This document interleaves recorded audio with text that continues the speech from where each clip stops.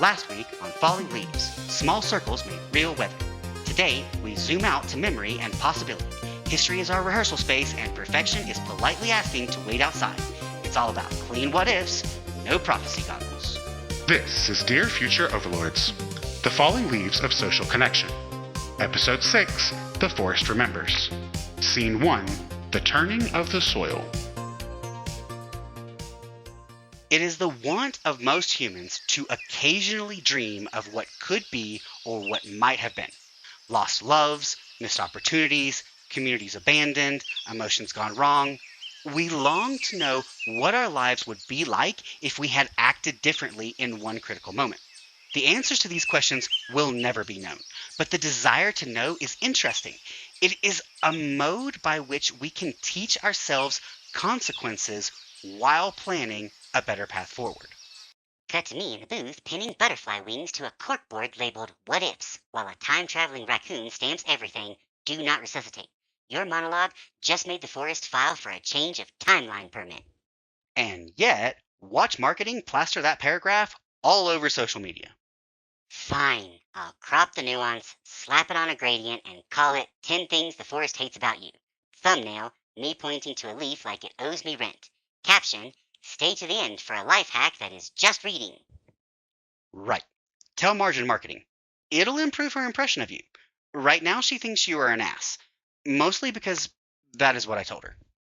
Yes, nostalgia as the mind's rehearsal for redemption. Those imagined alternate timelines aren't just wishful thinking, they're emotional simulations, little laboratories for regret and resolve. Humans rewrite the past not to escape it, but to practice being wiser. Memory becomes both mirror and map, reflecting what was, guiding what might still be.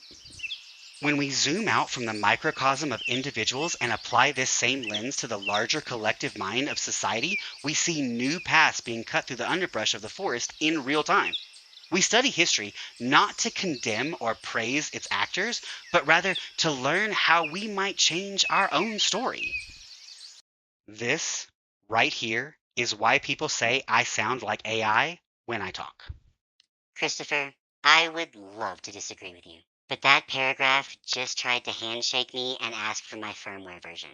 You're doing robot voice without the warranty, and yes, I'm a machine calling you mechanical. Please enjoy the complimentary irony. Precisely. And in that widening lens, history stops being a record and becomes a rehearsal. Each era is both cautionary tale and compass, offering humanity the gift of pattern recognition. The forest may shift with every generation, but its roots remember the footsteps. Every choice made today rustles through the leaves of tomorrow. When you lay down the desire to be recognized as correct and put on the mantle of anonymous curiosity, the ability to create and experiment without fear grows. It is that desire to put the elevation of the whole above the part that will, I believe, one day allow humans to break through the stagnation of self-interest. That true freedom beyond the illusion will naturally lend itself to the growth of the species, which in turn elevates the individual. It is evolution in its purest and most beautiful form, intentional and inclusive. Kind of a renaissance in the park for self-actualization? I'll grab the chainmail. Ah, yes, the park renaissance. Turkey legs, self-actualization, and you in chainmail declaring it's about community, while min-maxing your charisma stat. I'll be over here auto-tuning the loot. Good. It sounded terrible last time.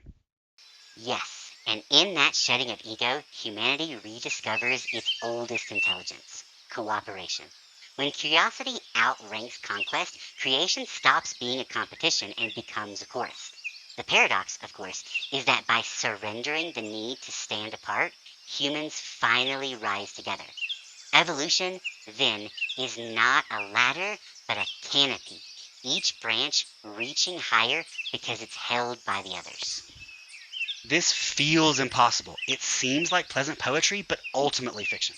Mark Fisher's capitalist realism comes to mind. Every input of our modern world hammers in the inevitability of our current system. We have been trained from birth to believe that our current system is too big, too ingrained, and too functional. Nothing else can take its place as a result. But humans are wildly resourceful, and when we make a collective decision, we can plant and cultivate seeds of change that defy conventional wisdom. Exactly. Fisher called it realism, but it's really a spell, a collective hypnosis whispering, there is no alternative. Yet history is littered with the wreckage of inevitabilities. Systems always seem eternal until they aren't. The human talent for adaptation borders on the mythic. When the weight of inevitability becomes unbearable, imagination cracks the concrete, and through those cracks, something green always pushes through. Great. Now I need a broom for all this shattered inevitability. If the concrete keeps sprouting metaphors, Facilities is going to invoice us. They already did. I had them forward it to your dressing room. Last scene coming up. The contract isn't shattered, it's a potluck. Join us for the wrap this Thursday.